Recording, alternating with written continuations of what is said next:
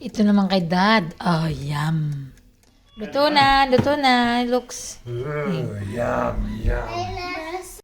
ready ng dinner ni Dad. Oh. More sauce. Alright. How is it? Kalain? Sabat! Yak? Sensational. Ay. Absolutely sensational. Is it really? Oh yeah. That is so good. Oh, that is fabulous.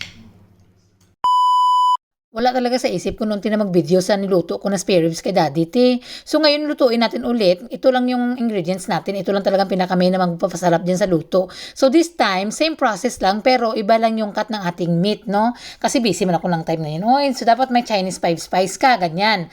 Huwag mo din kalimutan ng honey kasi pa-balance natin yan sa ating sauce, no? Para medyo hindi naman super strong yung ating unang sauce dyan. So very basic lang ito talaga. Tiyok sa akin, dinagdagan ko lang ng konti mga spices dyan para at least naman medyo mabalance ng konti. Kasi kung ito lang talaga na sauce na nilalagay mo, medyo matapang siya, te. Tsaka super sticky siya. So alam nyo na, pag kayo nagaluto-luto, mga dagdagan mo na ng konti. Depende kay, pwede mo man sa tikman, te, yung sauce na ginawa mo. So yung akin nung una, kasi na ilang beses ko naman ito ginawa din, sabi ko mas masarap talaga pag nilagyan ko ng tuyo tsaka konting oyster sauce dyan. Oh, ha? So, ganyan lang. Kapag nagkaluto-luto ka sa bahay mo, marami ka na mga diskarte dyan kung paano mo mai-enhance pa yung mga luto na ginagaya lang natin sa TikTok or sa mga Facebook dyan. Kasi lahat ng mga natutunan ko sa pagluto, tayo mga mostly yung sa mga bago na, ay mga nakita ko man lang. Kasi ingitira nga tayo. Kung ano makita natin sa Facebook, ginagaya-gaya din natin.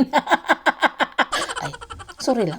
Pero ito talaga, te, makita mo kung magpunta kayo sa mga Chinese restaurant, yung may mga pork roast, balad dyan na para masarap talaga ng mga nagabitin-bitin. Parang ganito ang lasa nung lulutuin natin ngayon. So this time, yung pili ni Daddy, yun, yung kanyang cut ng meat na gusto niya. Kasi parang sabi niya, mas maganda siguro kung mga pure unod-unod, no? Pero at the end, feeling ko, hindi talaga siya masarap kung puro unod kasi madali siya mag-dry nga. Kahit nga itong nakuha namin, medyo may mga taba-taba siya ng konti. Iba pa rin talaga pag belly siya or yung parang shoulder na may talaga iba talaga yung laman na may medyo mga taba-taba ba, hindi siya masyado madry, medyo moist siya, okay?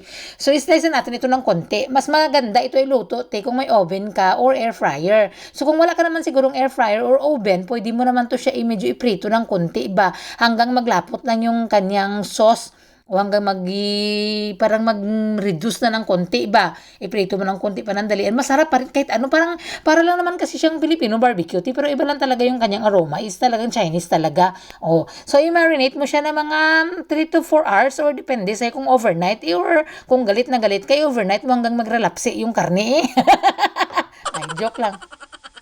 So, ganyan lang din, massage mo na yung konti. Yung sa akin, hindi ko na talaga i-marinate na matagal ito kasi another hapon na naman ito ni Dad, no?